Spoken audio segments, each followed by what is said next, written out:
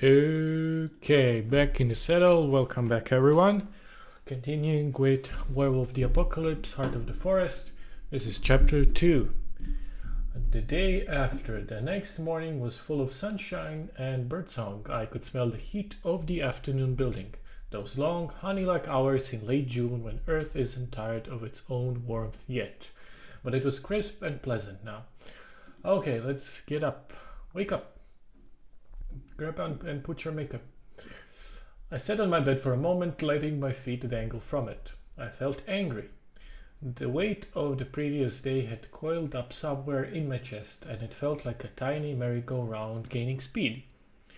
And there was the dream. Then I remembered the dream, the clearing, the animals in the night sky, waiting for me. I took a shower, ate something without really paying attention, and went out. And Anya joined us. Okay, let's go.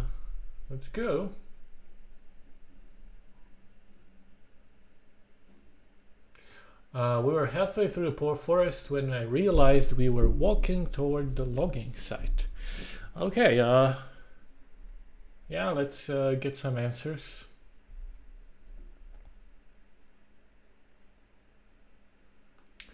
Against the machines.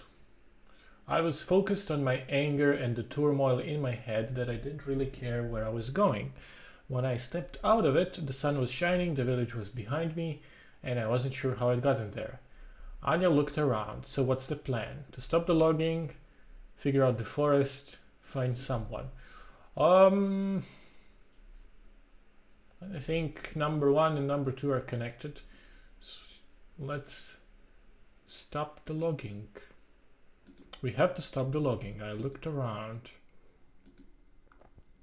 On my right was the ancient forest. On my left was the freshly torn clearing. Ahead of me, ruining the view, were huge logging machines and a group of people arguing in their shadow. I thought the machines were sucking the life out of the air, like they were a wound, not just pieces of equipment. I looked at the clearing, I looked at the machines. Let's look at the machines. I'd never seen a harvester before, and I was shocked by the vile ugliness of the machine. There were 3 at the site. Their long metal arms were wrapped with black pipes that looked like glistening intestines or weird hanging sperm sacs, and they reeked. Ugh. The stench was dark, rancid, and putrid. Yet none of the people there seemed to smell it. Not the reporters, not the police, not the loggers, nor the protesters. I couldn't understand. The clearing was full of that smell. I saw a familiar face among the protesters. Who is it? Kim. Kim was standing next to a vaguely military-looking white man who was arguing with a woman with grey dreadlocks. The protesters were clearly conflicted. I wanted to know what this is all about. Maybe I could solve the conflict. Yeah, let's try. I thrived in solving conflicts, so I went closer. One of the police officers, young and nervous, said something I didn't fully understand. I ignored him. I let Anya handle it. Okay, let's go with that. Anya flashed her best smile and flooded him with Norwegian. He smiled back. Oh, he said, you're one of them, and then let us go. Then I noticed that someone joined us. Who joined us? And then I noticed that someone used the commotion to sneak with us past the police. A girl with disheveled, bleached out hair. Don't worry, she patted the officer on the arm. It was an awful pickup line anyway. He recoiled. You shouldn't touch me, ma'am. I rolled my eyes. I smiled. Let's roll our eyes. I rolled my eyes and wanted to say something, but I was interrupted. Pat, some guy called her from the gathering. Could you come here? I need you to show Olga the chart. She sighed, reaching to her backpack and taking out a tablet. And they're at it again, she murmured under the breath and winked at me. Coming? We went toward the activists. Can I just say that I kind of have a love-hate relationship with the word murmured. For whatever reason, it just gets under my skin in so many novels, especially recently. The characters just murmur to each other, to themselves, and it's just no. Olga, you can't. The man was speaking with a strong German accent. Pat stood next to him with her tablet. She looked a bit amused. Do not fucking tell me what I can or can't do, Colonel. Olga interrupted. I can because they are destroying our mother. I can fight with all the means at my disposal, even if that means burning those harvesters to the ground. A slender, green-eyed man was standing near her. He took a few steps back, went toward one of the harvesters, turned his back on all of us, and pissed on the machine. Olga smirked. Oh, Daniel, you know how to bring the point home. He looked at her, confused. Colonel raised his eyebrows. Okay, so I guess this is the Colonel, the one with the hat. Burn the harvesters? Colonel asked calmly. In this drought? Olga, are you out of your mind? You know what I mean. We fight them any way we can, because this is a fucking war, he sighed. You've never seen a real war, and it shows. Nobody's shooting at us, and believe me, we want it to stay that way. We need a peaceful protest. I approached Kim. Okay, what does Kim say? Hey, can we talk? I asked, approaching Kim. Oh, Maya, darling, it's good to see you, they smiled. Maybe you'll be able to convince her. Oh, so I was to take a stand. I looked at them. I look at them both. Olga with her fury and passion, Colonel with his cool professional demeanor, and shared without any reservations what I felt about the situation. There was a fine line to thread. It wasn't a war yet. Yes, it is a fine line to thread. So Colonel is unfriendly. Lisa is cautious, Daniel is cautious, Kim is sympathetic, Pat is sympathetic. Okay. Wait. Okay. So Anya is loyal, Bartek is neutral, Daniel is cautious, Lisa is cautious, Olga is cautious. Okay. Police are sympathetic as well. Okay. There's a fine line to tread, I said in silence. You don't want the protesters to be painted as terrorists, and you don't want them to be treated as irrelevant and ignored. Kim shook their head and moved forward. Olga, darling, you know I love you, but Colonel really knows what he's doing. Please trust me on that one. They looked at her apologetically. Fuck off, Kim. You didn't even trust me enough to come here on your own when I asked you to. Lisa decided to say something. Okay, what does Lisa say? Lisa looked at them straight in the eye. She had a peculiar accent. Okay. Kim, you want to teach me about violence? She looked them straight in the eye. About fighting oppression? Just because your boss went to one mission in Afghanistan? Her Polish was peculiar, kind of mellow. Colonel winced. Lisa, leave Kim alone. He didn't know what to say, and it seemed that the whole discussion would be derailed. Maybe it was for the best. I didn't let that happen. No, let's not allow that to happen. Let us not. Hey guys, the forest, I said, the logging. Olga unclenched her fists. Colonel looked back at her and chuckled softly. You almost punched me. The conversation was over, at least for the time being. Colonel, together with his cronies, walked toward the reporters, while Olga went back to the group of people standing in the shadow of an old oak tree. I looked at the forest. Okay. I looked at Pooja. The clearing full of felled trees was like a gaping, bleeding wound in the chest of a friend. My resolve strengthened. Okay. I came here to stop the logging, and after seeing what I'd seen, my resolve only strengthened. Yes, just like Olga said, Anya nodded excited. What they are doing is unforgivable, and we have to fight. I looked at one group, I look at other. Okay. The harvesters were dripping with black oil, and forest stood tall, serene, and full of golden light. It looked like it could protect itself. And then I looked at the felled trees, dead, limp, headless. So what do we do? What do we do? What do we do? Do we go to protesters, or let's go to Cornell for answers.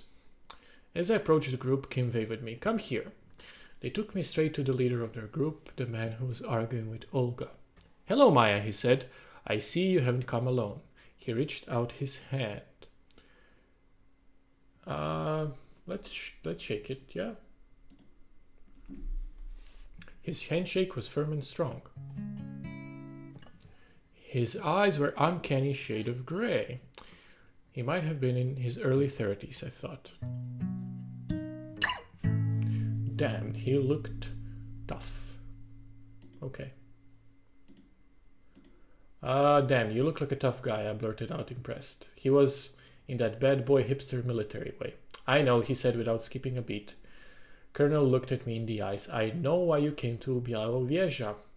When the forest is under attack, it reaches out and picks someone. This time, it picked you. He seemed to believe it. Okay.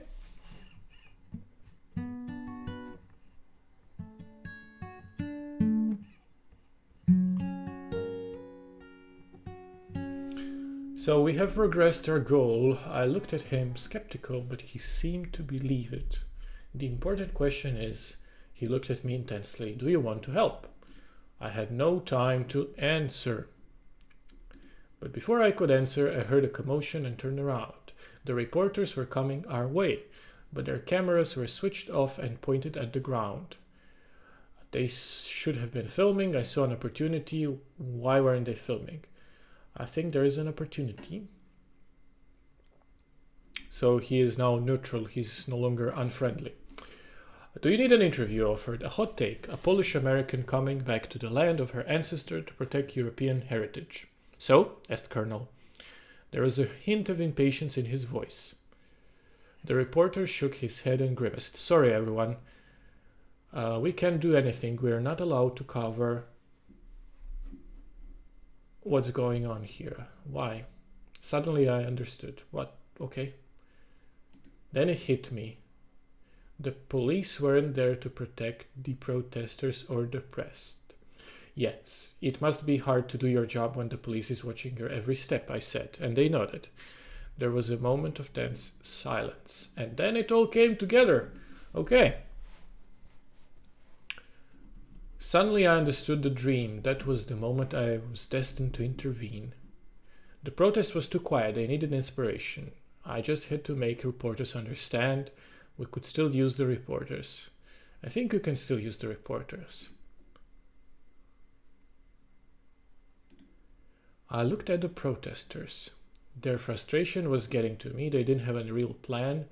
They were as lost as I was. They didn't have any real plan. They were a ragtag bunch thrown together by circumstance without a real plan or clear purpose.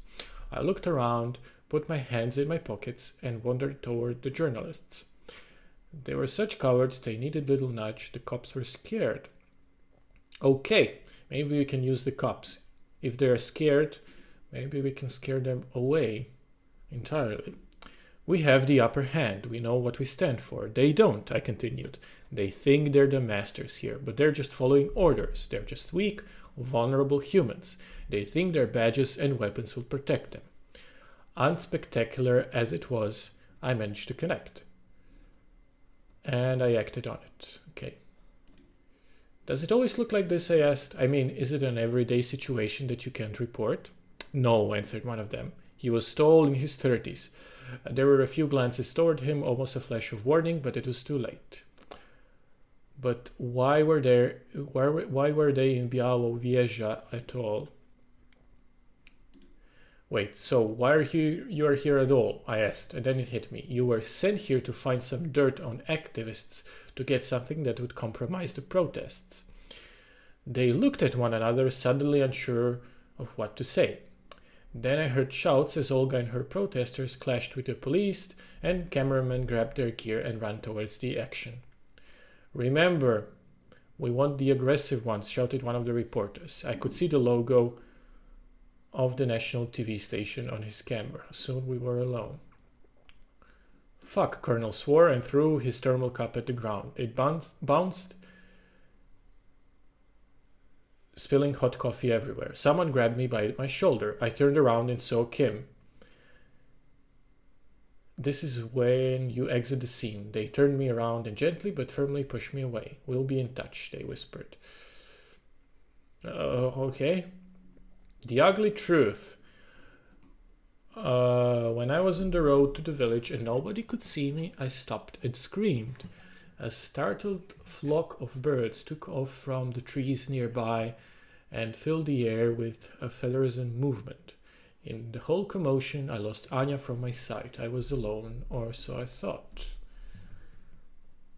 "Hey, are you all right?" a voice behind me said, and I jumped. A woman was walking toward me. I said nothing. I was fine. It was too much. Let's say nothing. Let's be careful. Angry, I straightened up and said nothing, my throat still sore. We walked slowly toward the village, and we talked. "Okay, who is this person?" I learned that she was an independent German reporter who'd come here about a month ago. Her name was Erika. "So, why are you protesting the logging?" she asked after a few minutes of small talk. "For personal reasons."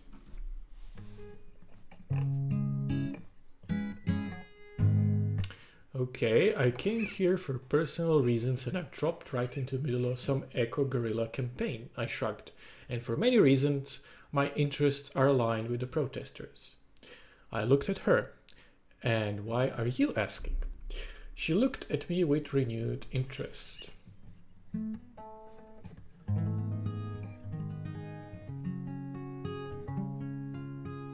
"Do you know why they are cutting down the trees?" she asked back. "Because you do know that logging is done by a government company, the state forests?" I had no idea. I did know that, I admitted. In fact, I knew very little. I know very little about the situation, I realized, just what the others have told me. Erika reached for her notebook. Okay.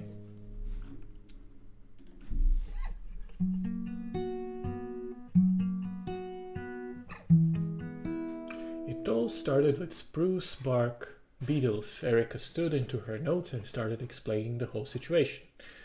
That year, the beetles' infestation was of catastrophic proportions, and the foresters decided that the only way to stop it and save the rest of the forest was to cut down as many infested trees as possible. But was the logging legal? Couldn't they just remove the dead trees? Maybe if they removed the dead trees, the infestation wouldn't spread? I tried to find a solution. They might do that, but dead trees are what makes the forest unique. There are 20 times more species living on a dead spruce tree than on a live one. Okay. Was the logging legal? I wanted to know. Opinions differ, but such massive logging in a UNESCO-listed area might be illegal, she answered. Okay, is it necessary though? Is cutting down trees the only way to stop the infestation? I asked. Okay. The foresters state that this is the only way. Some biologists argue that they are cutting wrong trees and doing it too late to change anything. Do they have to intervene at all? Couldn't they just leave it alone and let the nature take its course? That's one of the options, but there is drought and no one is sure if the forest would survive on its own. The situation was more complex than I thought, and Erika's answer did nothing to clear the picture. I cannot understand. What was the truth? Stop beating around the bush, please. I need to know the truth. I'm just doing my job, she shrugged. I describe all aspects of the situation to you, but it's up to you to decide what you want to do. Okay. I nodded. That was her job. My job was to do something about the situation. At least I was sure that they were cutting down the trees and the Puja needed my help.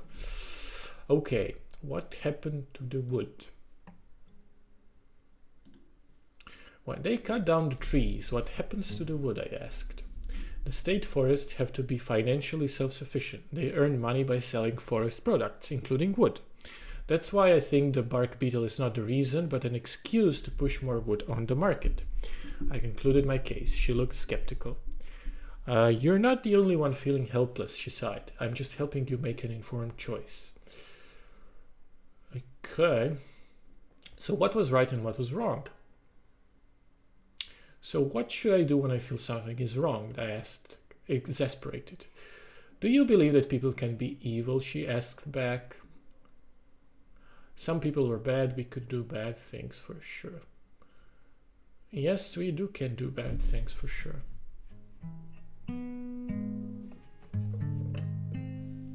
But is it just their actions or their nature? I said nothing. What's the matter? She asked.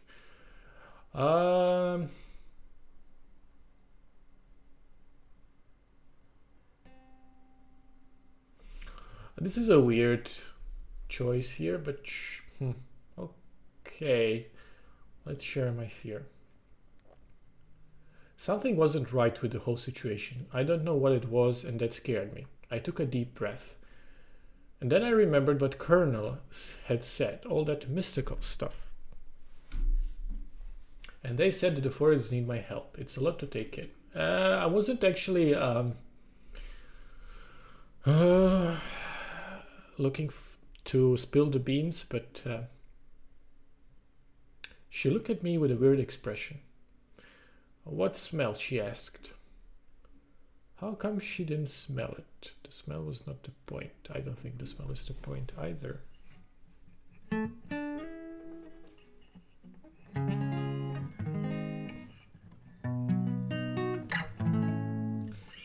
Of all the things I told you, you asked me about the smell.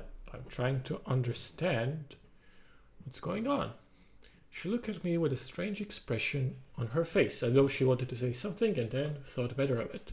You'll learn in your own time if you stay here long enough, she said, clearly wanting to drop the topic.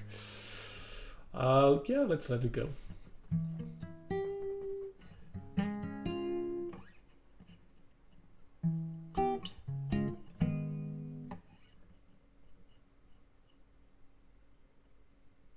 Okay.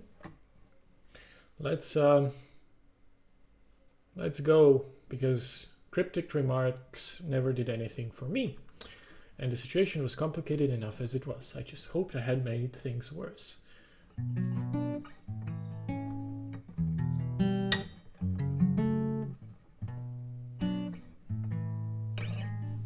Okay, let's go. Time to regroup. Anya came back soon after me. I lost sight of you, she said apologetically. I'm glad you made it back in one piece. So how was your day?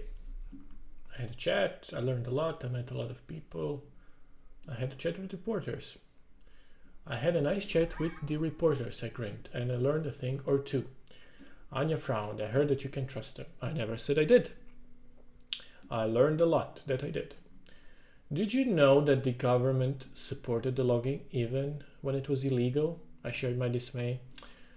Anya just nodded solemnly. Yeah, I read about it. Why didn't you tell me? Well, you had a lot going on, she shrugged. It's all I wanted to share.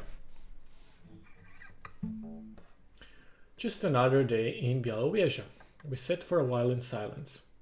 You know, there's a lot more to see here than Białowieża, Anya said from her travel guide. Pogorzelce, Budi, Teremiski, Czerwonka. There's something interesting in every village. An open-air museum, some kind of folk university, the bison. Maybe you'd like to see something more than logging. I can see everything. Maybe later.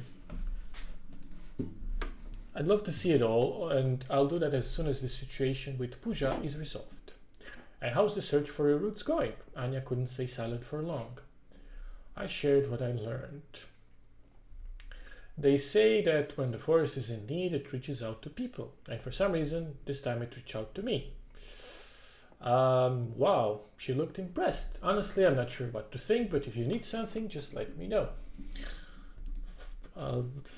Good enough, I guess. I just sat there looking through the window. The day had been full on and I was exhausted. I didn't notice when I fell asleep. I guess it's time for another trippy dream. Oh, yes, it is. I can do anything. It's quiet now. Yet I know deep down inside that something isn't right. So I sneak. I'm sneaking through the forest to the logging site. It's getting dark. The light seeps away as though there are millions of tiny punch holes in the sky through which it can escape, and then the darkness starts to pour in. I welcome the darkness. I know what I will see. Yeah, let's welcome the darkness. It's thick, oily, snake-like. It wraps around my ankles, caresses my wrists, then takes my hand and leads me to the site. It's full of maimed bodies. There are all trees, fallen trees, still alive, still struggling for air. But I'm not alone. The monsters are coming. They have long skeletal arms. They are wrapped in glistening black intestines, and each arm has a wide gaping mandible full of wearing blades. They snap at me blindly, but I'm not alone. I feel righteous anger burning through me like molten lava bubbling from the ground. Through my feet, up my legs, through my chest, to my head, I point at the monsters. My friends watch and I bask in their rage. I hold the sentence. I howl out the death sentence and we run towards the monstrous shapes.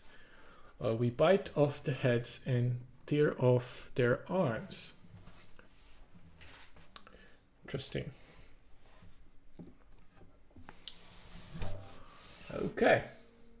We are an executioner's axe, unflinching. And then I wake up already. Well, that's anticlimactic.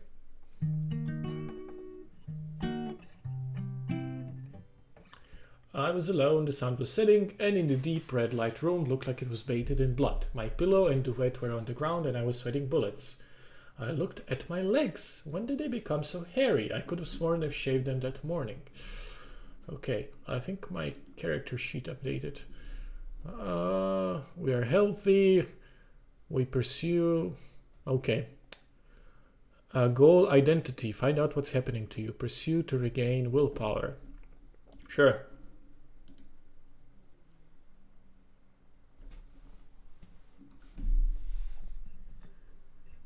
Oh, it's already chapter 3. Okay.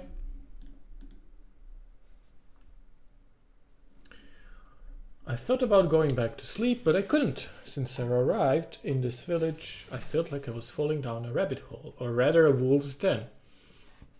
My dreams were getting more and more vivid, and I was scared. I need to talk it over with someone I trusted. Kim is sympathetic, Anya is loyal. Let's talk to Kim, if anything, to find out maybe something new. I thought about Kim. They had to have lots of experience and they seem to accept all the strange shit that life throws at us. We definitely hit it off as well. The sun had just set and the moon wasn't up yet. I started walking.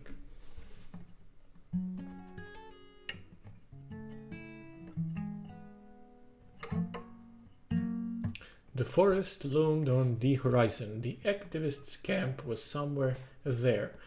I soon ran into Anya.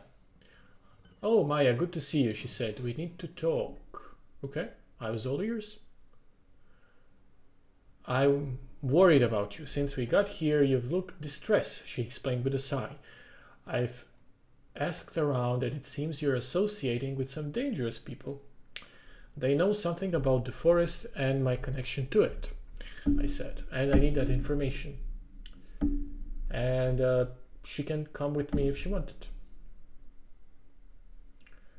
I know you have your own things to do, I admitted, but if you want, you can come with me. Sure, sister. And we walked together. Well, Anya seems like a good friend. I hope she doesn't get murdered or something. All together now. The camp had a different vibe than the logging site protest. There were more people there. We looked around, trying to take it all in. They're coming and coming. Anya laughed, excited. The people in the camp seemed quite cheerful. The smells were intriguing. I watched them for a moment. Someone was singing. Let's examine the smells.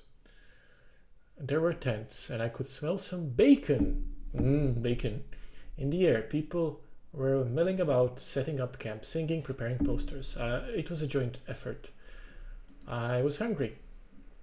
My stomach growled. I was hungry. I looked around. I definitely needed to talk to someone about what was going on, about what I felt. I saw Kim talking to Colonel. Olga was there as well. Let's see with Olga.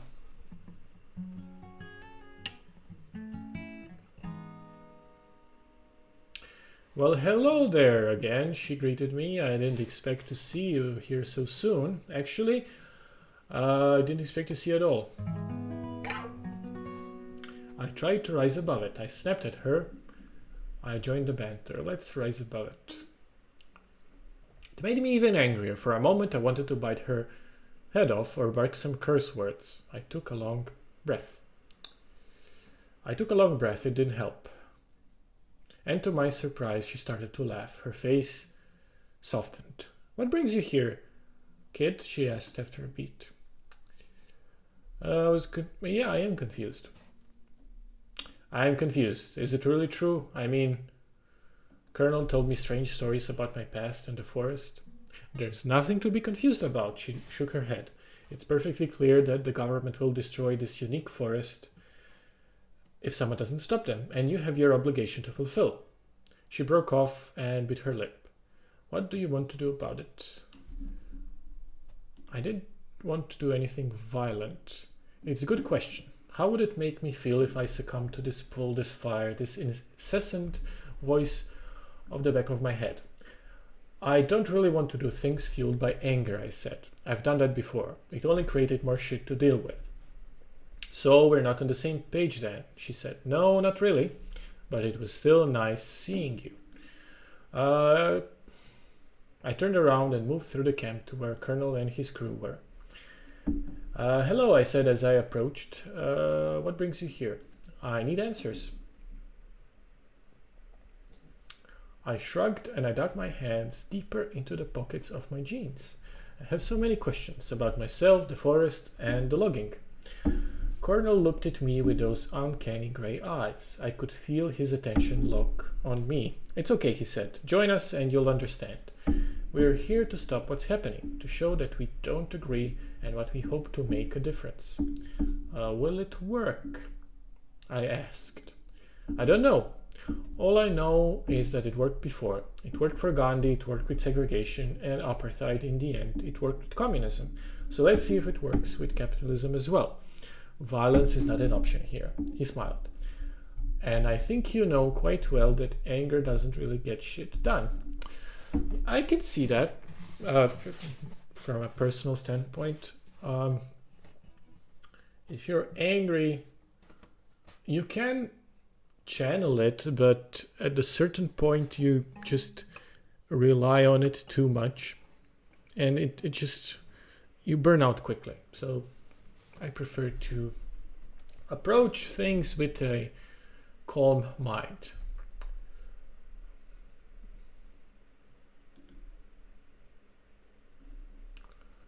I smiled back. Somehow being around him made me feel more relaxed. I know, you can count on me. The forest needed my help and I couldn't be just an observer anymore.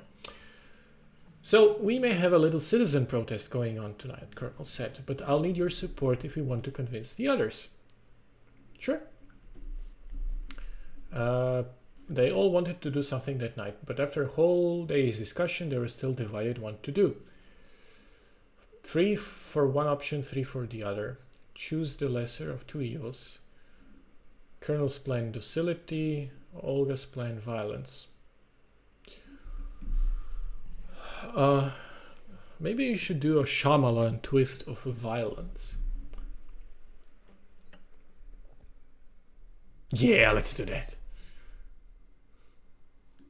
With a little help from my friends, I voted for direct action, and soon we were on our way to the logging site. We had some harvesters to the face.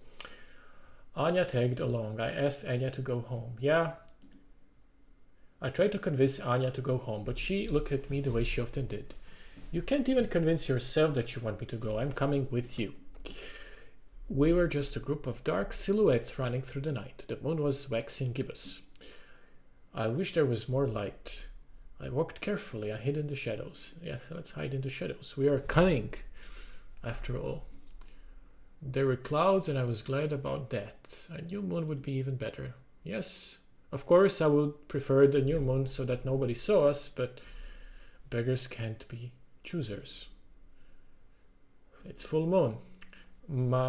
We soon reached the logging site. As we were going to the logging site, I realized that this was not the non-violent way I hoped to follow. I shrugged. Plans changed, and usually for a reason. Olga stood in the middle of the clearing, looking at the harvesters. She had a backpack on her shoulder. When she moved, I had a metallic clatter coming from inside it. Let's get going, she said. She looked different in the dark. She seemed more angular, broader. Suddenly I had second thoughts. Yeah, I do think I have second thoughts. Suddenly I realized that I was about to break a number of laws with people I barely knew. But it was too late to back out. Olga reached into her backpack. She tossed something my way. It wasn't a hammer, but a can of spray paint, red. I grinned at her and I looked at Anya. Let's see if our friend is all right with this. Anya and I exchanged glances and nodded. We were ready. I glanced over at my shoulder and saw Colonel staring at me. This is a mistake. And he turned away. I asked him to elaborate. Come on, man.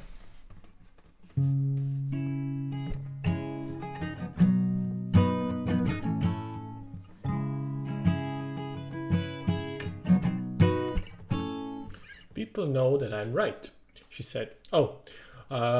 We could vote for a plan that has a chance to actually help the forest.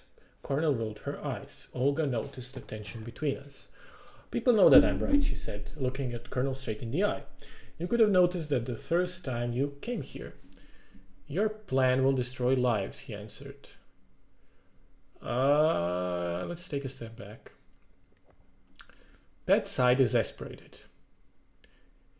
Yeah, you know something about that, don't you? He turned to her, surprised with a hurt expression, but before he could answer, Olga interrupted. Let's get to it. Ooh, some juicy drama. Some juicy personal drama interspersed in this whole conflict. Be careful and quiet, said Lisa. She also looked different. There was camo face paint on her broad cheekbones. There are some guards nearby. I'll take care of them. And with that she left. Their harvesters loomed in the night, now more than ever reminding me of some distorted, terrible creatures straight from a horror movie. Their black cables glistened and pulsed in the moonlight, and their stench hit me like a slap in the face. I shook the can. Okay, we shook the can. I shook the can and let go the first blotch of paint. It landed on the side of a harvester. For a moment, I thought the machine shuddered like I wounded it. A sudden wave of fear rose in my throat. I would turn, it would crush me. I shook the feeling off. I planned the work, I focused on my senses, I kept looking. Yeah, let's keep looking over our shoulder.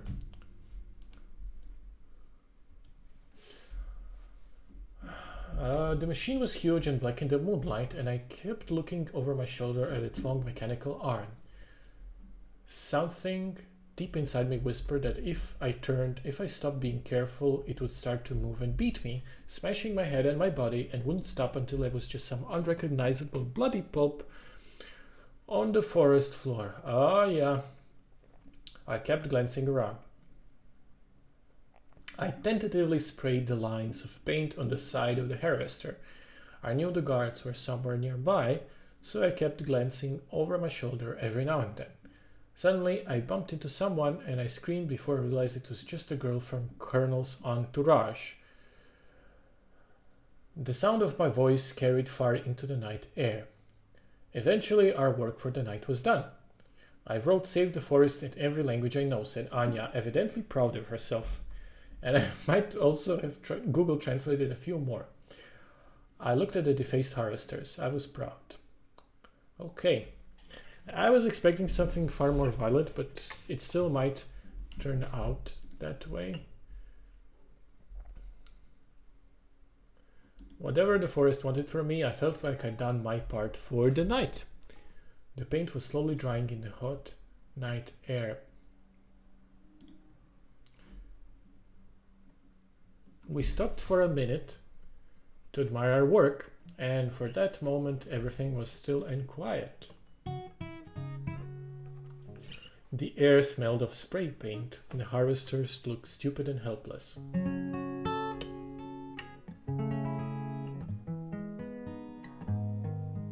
Oh shit. The guards. Because the stillness was broken. I cracked my knuckles, I tried to calm her down. This wasn't a good moment to panic. No, it's not a good moment to panic. I took a deep breath and focused on the rhythm of my heart. It wasn't a good moment to panic attack and act impulsively. Let's not escalate. The guards were coming. I saw a silhouette between the trees, but it wasn't them that caught my attention, it was the trees themselves. The trees had been calling to me since I got here. The trees were on our side, the trees could protect us. I let the forest speak through me. You shouldn't be here, I said, feeling the forest around me. I was more than Maya, I realized, for the man in front of me. I wasn't Maya at all. I was a dark shade between even darker shapes. I was the voice of the forest. Men like you walking in a place like this in the middle of the night, it's unwise. One of them laughed nervously. Is that a threat? You're threatening us, girl? Olga laughed from behind my back. Oh, you have no idea how threatening we are.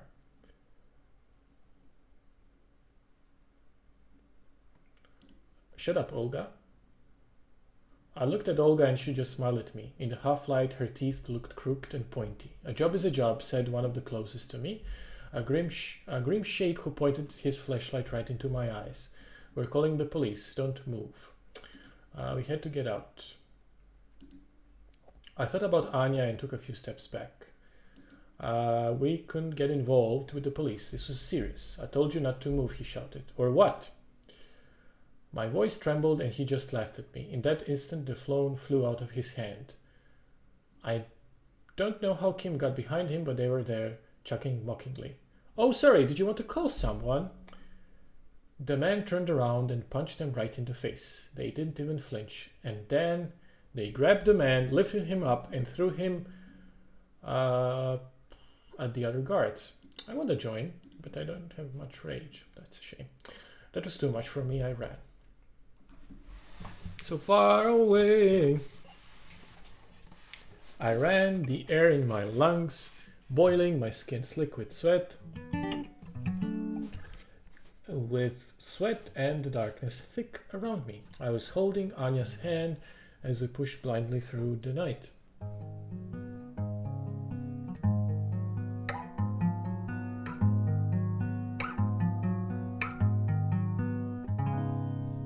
Something was chasing us. We left the shouts and gunshots long behind us, but we couldn't stop. Something was chasing us. Two silhouettes, one lean, the other bulky. I saw them in the corner of my eye as they leaped forward. At first I thought they were people, but as they leapt they got longer, smaller. I couldn't see clearly. It was dark, sweat was blinding me, and they were hiding behind the trees. I heard howling and growling, and then I saw there were wolves chasing us. Try to hide. Yeah, let's try to hide. I pulled Anya into the bushes. Maybe the forest would protect us. The wolves stopped. For the moment, they sniffed the air. I pricked my ears. Something that needs to be said. There doesn't seem to be any sort of complete lose situation, a failure state of any kind. It just branches on and on, which is very nice. I'm not the biggest fan of doing identical runs just because I said something wrong. Their snarling had changed tone, and then they started to whisper. And I understood them. Mine, she fights. The voice was rough but feminine. She is from my people, a warrior for the forest. Mine. I went to confront them. I must have lost my mind. Yeah, no, let's go and confront them. Let's talk to the werewolves, as dancing would say. Oh, I'm the werewolf. I think I wanted to say something, but I was out of breath. I'd heard shots from the clearing, and there were 2 gigantic wolves hunting me. Overwhelmed, I shrieked at the top of my lungs. The wolves were closing in on me. I closed my eyes. There were a series of wet cracks, like skin breaking, torn from within by muscles that suddenly grew, by bones rapidly getting longer, by fur and teeth and claws. When I dared to look, I saw 2 8-feet-tall monsters standing in front of me on the narrow path in the forest. I knew it.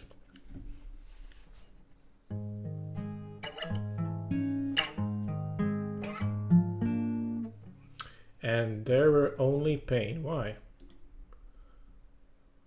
What happened? The pain was unbearable. Nothing in my life had prepared me for this. Oh, we are turning. I started laughing. Okay. Blinded by the blood in my eyes and the searing pain in my shoulder and chest, I could only laugh.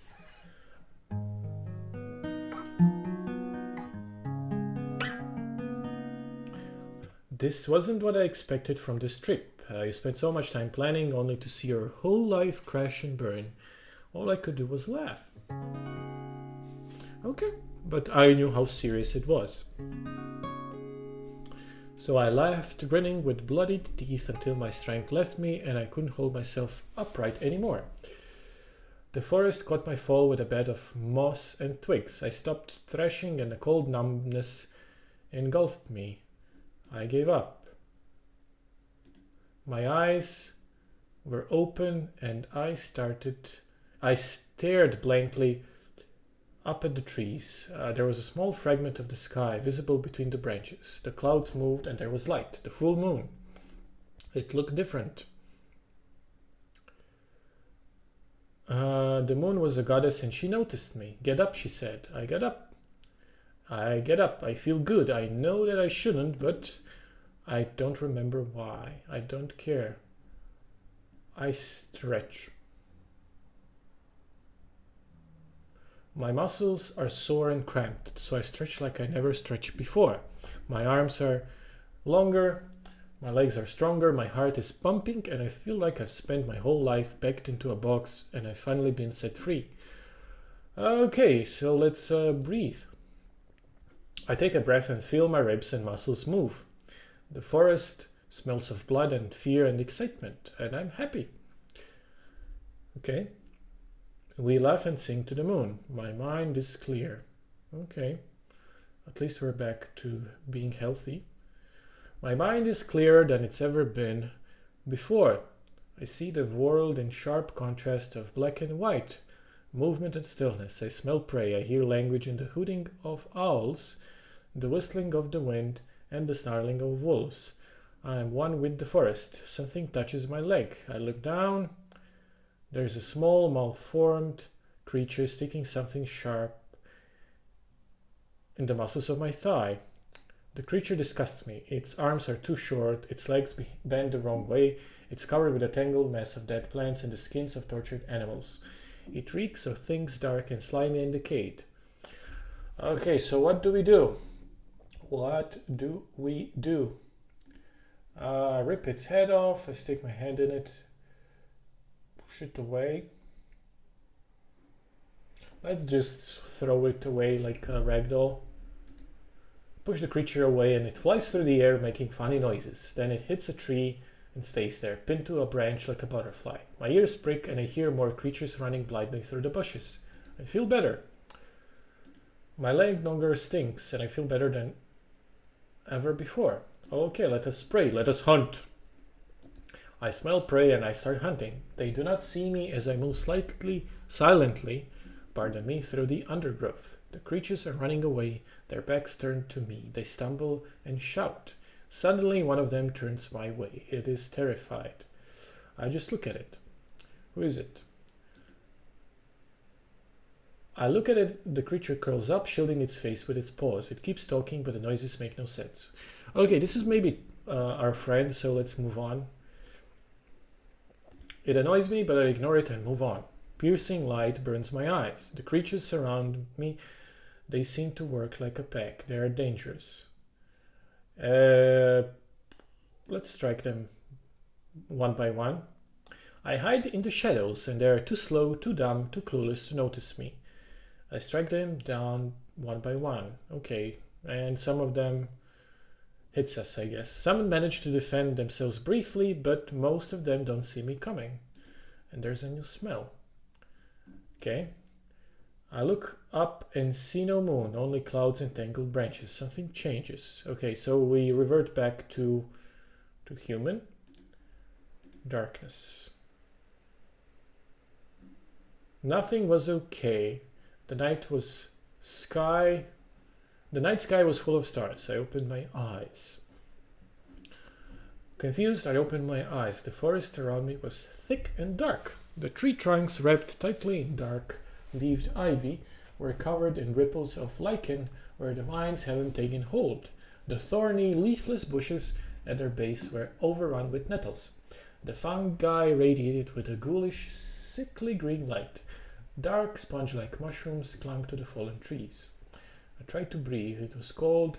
Something was wrong. Let's try to breathe. I took a deep breath and winced. There was a foul smell in the air. Suddenly I realized it wasn't the forest that smelled. It was me. I looked down and saw my hands covered in dark substance. I was naked. A sticky, glistening film of liquid was clinging to my skin. I could feel it on my face, in my hair, blood, and bits of sick. Whose blood was this? Had I killed someone? I knew what was coming. I remembered my dream and slowly lifted my eyes. There was a severed head right in front of me. I winced and touched it. Okay.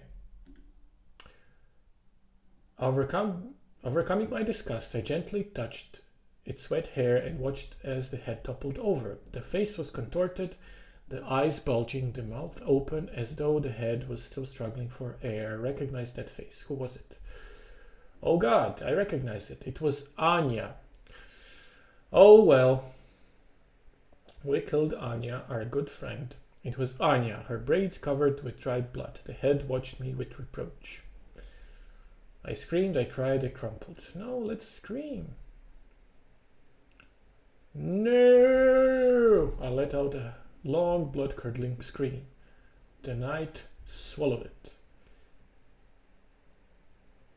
The bushes rustled, and a moment later I saw Olga coming out from between the trees. She looked at me, at the head, at my face. She came closer and squatted beside me. It's okay. You're a werewolf.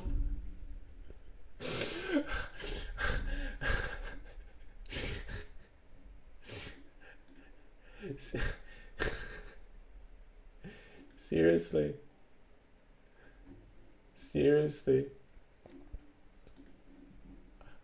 It's okay, you're a werewolf. Everything faded to black. I blinked. This is too funny. Oh, you just decapitated someone. It's okay, you're a werewolf. That seems... Okay, this is the... So far, the only instance of clunky writing that I've encountered in this whole thing, which is impressive because that was just... It's okay, you're a werewolf. Oh, that was so bad. But funny. The heart of the forest. The morning smelled of safety, fur, earth, and the forest. I opened my eyes and saw other people cuddling up to me, their muzzles resting on their paws as they slept. Gentle snoring filled the warm space under low, hanging branches of an old spruce tree. I quietly crawled outside. Quietly, so as not to wake anyone, I crawled outside. Alone, hiding in the tall grass, I sniffed around. The sky was bright and the forest around me was dark and full of interesting smells. High in the trees, birds yelled about status, sex, and violence. I was in danger, memories started to come back. Something was wrong with that picture.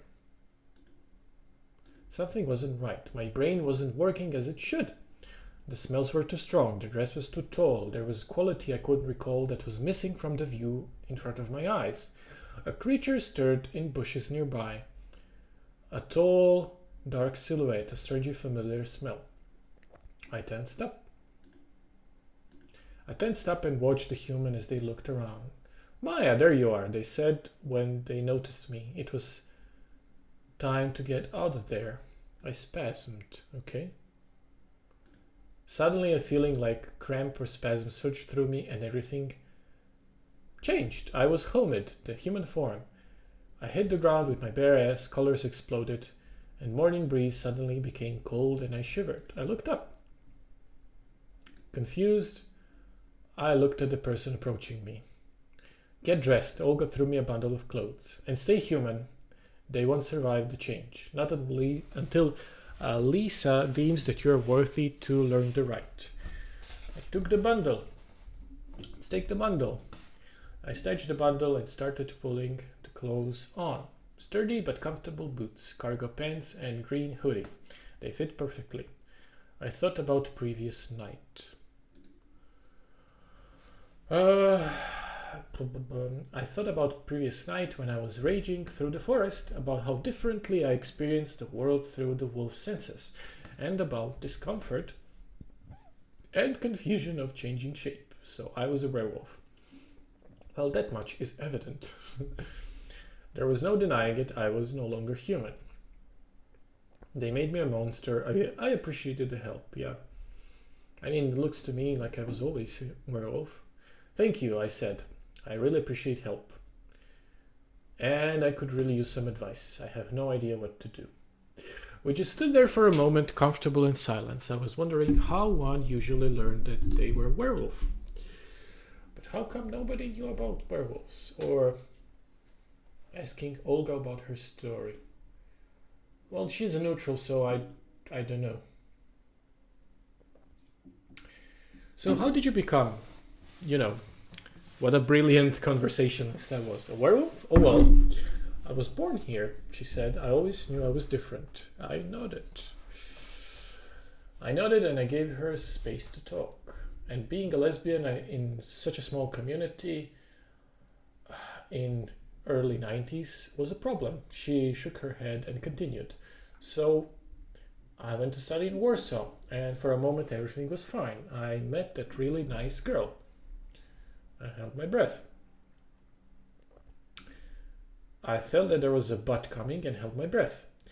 We went partying one night and 3 dudes attacked us. When I came around, they were lying on the ground with their guts ripped out, and my girlfriend was nowhere to be seen.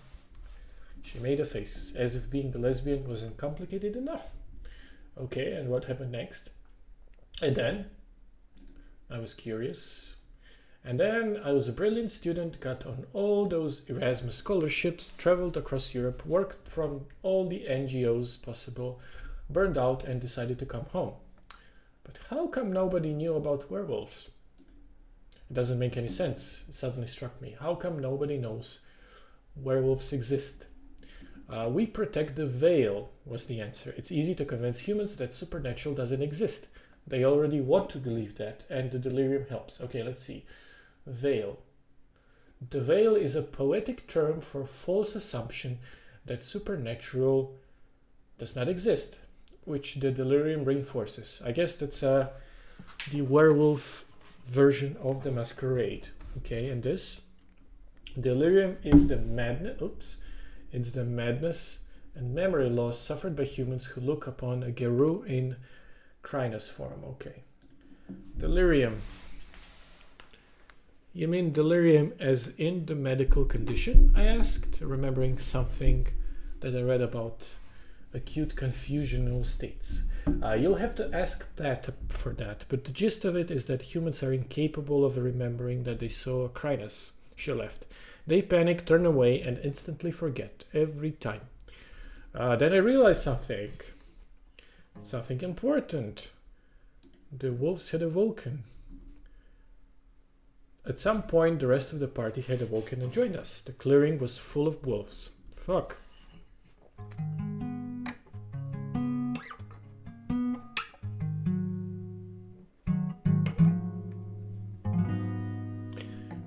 The wolves were closing in on me, but they weren't really wolves, were they? They were werewolves like me. Okie dokie. I think that's it for me today. We'll see you next time, but do let me know if you're enjoying this. This is getting interesting. I think maybe it's right in the middle. I don't know. I think they should at least have 3 or 4 hours of gameplay, so at least one episode is due. See you next time. Bye bye.